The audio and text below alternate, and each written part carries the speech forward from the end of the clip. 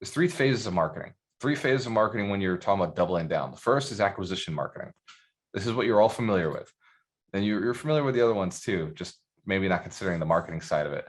The first one is acquisitions. So for somebody who's being the bank, somebody who's a lender, we're going to talk about Be the Bank later today. Handscan, if you're going to Be the Bank, you already know about it, already signed up, already locked in. Awesome. I'll see you guys there. Looking for somebody's money to borrow in stage one of Be the Bank. It's acquire an excess. Either you have worked hard and collected a bunch of money and you stored it up and now you have an excess of cash. This is why you lend. And same on real estate investing. Either you found a whole bunch of deals, you found a bunch of opportunities, you acquired a bunch of real estate, and now you have an excess of it. The next step is utilization marketing. So real estate investors, you'll be familiar with the concept of renting our units out.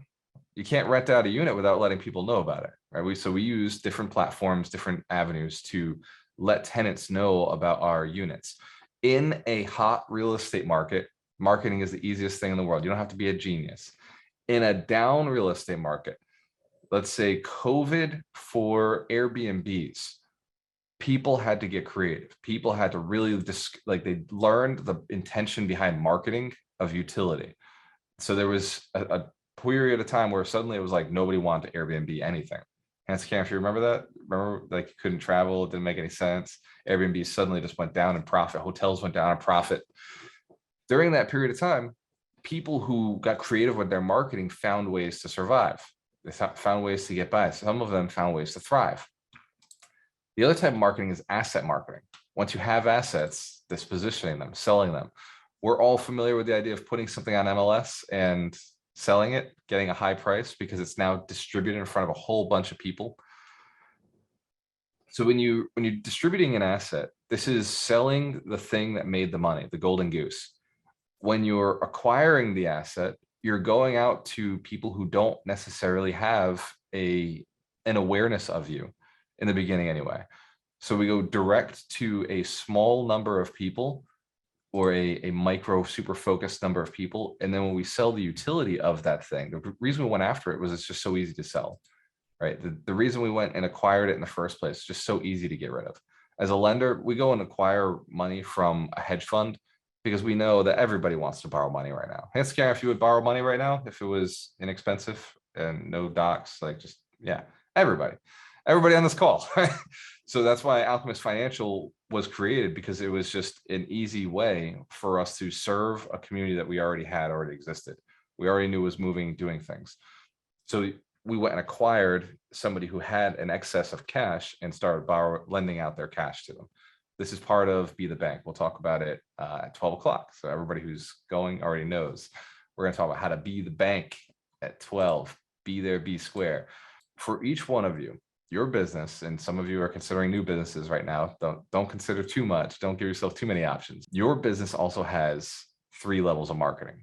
The first is going to be the asset itself, the thing that generates or creates the excess that your clients are looking for. The second will be the client, like letting your clients know about this amazing asset that you have. And then the third is eventually going to be dispositioning that asset, selling it to somebody else. You can't take anything with you, and you shouldn't. You shouldn't try to build a plan. There's no contract with God. When you die, you can I take this piece with me? I want to make sure the cash flow still comes, in heaven. Is it possible? There are, I don't want to get into it, but there are strategies where your trust can maintain for your family for, after your death. And, there are opportunities in that regard, but for the most part, you can't take it with you.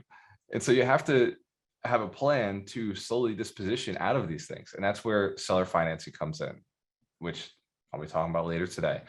That's where letting go of some of your assets and still keeping that cash flow. That's where royalties come in. When you're letting go of your brands, that's where profits come in. When you're letting go of your business, or partial capital gains when you're letting go of your businesses.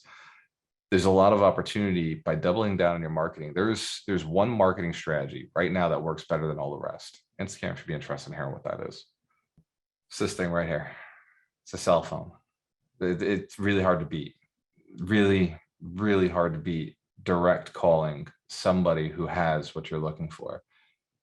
It's really sales. It really is sales. When you want money and need money in the moment, in a pinch, quick, you want it tomorrow, you want it today, you pick up the phone and you call somebody who has what you're already looking for. Marketing is more about research than it is about sending out some message in the newspaper. Hands camera, the first thing you think about marketing, you thinking digital marketing, like social media or newspapers or radio advertisement or commercials you saw or YouTube videos. Yes, that is a form of marketing. It's something called paid marketing, paid advertisement, paid ads, click PPC. And it works, it does. But there are other forms of marketing that involve just research. We talk about, picking up your lists, like cleaning up your lists, skip tracing your lists, going out and contacting people. That form of marketing is highly effective when you dial down your list to the right people. This weekend, I was at an event with 150 real estate influencers because prior to this event, I had identified real estate influencers as the ideal person for me to work with to fill my platform that would bring more people into Alchemist Nation. I needed real estate influencers to create courses. I needed them to be quality. I needed them to have an audience so that it would drive more people to the platform.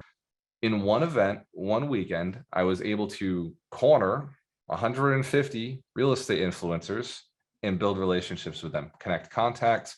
And we built the two core relationships that I needed, the people who ran the stages. That was it. The three core relationships, people who ran that stage. With those contacts, I can now have access to any one of those influencers.